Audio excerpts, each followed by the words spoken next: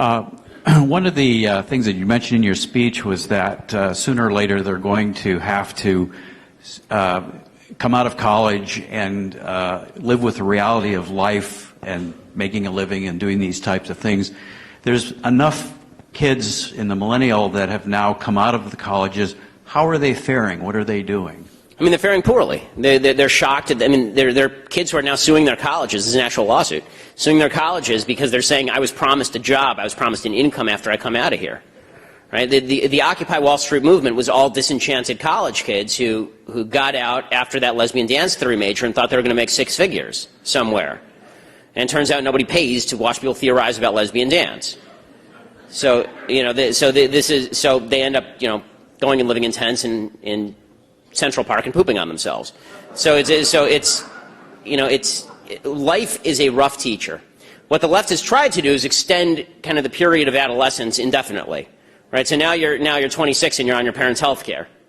Okay, by age 26, I'd been married for a couple of years, and I was 2 years away from having a kid, and I already had 2 degrees and 4 published books. You know, it turns, and by the way, that's actually, I'm not even a success story if you go back 50 years, right? 50 years by the age of 26, you were supposed to be fully ensconced in your job. You're supposed to have like 3 kids by that point. What we've done is prolonged adolescence indefinitely. And so what Obama's goal is, what the left's goal is, what Bernie Sanders, Hillary, they have the same goal. And the same goal is to extend college out. Right? College is not a place that's kind of a break from reality. College is the new reality. So we have to make all of human life like college. And this is what they think Europe is, which is why Europe is going to collapse. And it's being invaded by foreign forces, and the barbarians are at the gates, and Europe is going to fall apart, and it is falling apart. So we can play this game, but it's not going to end well. And the problem is that because the education is so poor, instead of reacting against their teachers at college who told them everything was going to be hunky-dory, instead of having the kind of all quiet on the Western Front moment, you know, where the former student goes back to his classroom after World War I, he's in the middle of World War I, he goes back and he yells at his professor and he says, you're telling all these kids the wrong thing. You're telling them that war is awesome. Instead of them going back and yelling at their professors, they say, no, it just shows my professor was right because society is unjust. Right? The lack of my $100,000 salary, that's because society is mean, and so we have to transform the society.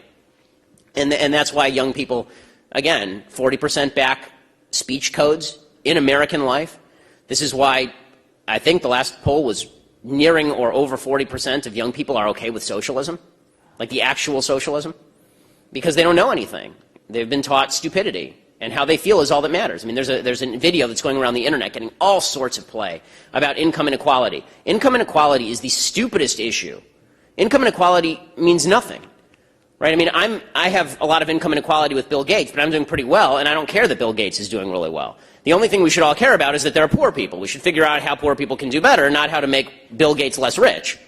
But this video is going around and saying, here's a poll of what Americans think the wealth distribution should look like, and here is what the wealth distribution actually looks like. And I watched this video in bewilderment, and young people love it. And I watched this video in bewilderment saying, who told you that you get to tell the universe how wealth is distributed?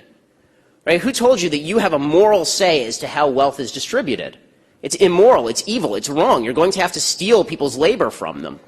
But people are not told this, and so they think that their own subjective vision of what reality should look like should govern what reality actually looks like, and it's only later, after 80 years of communist failure, that they realize, oh, and hundreds of millions of people dead, that they realize, oh, that was a bad idea.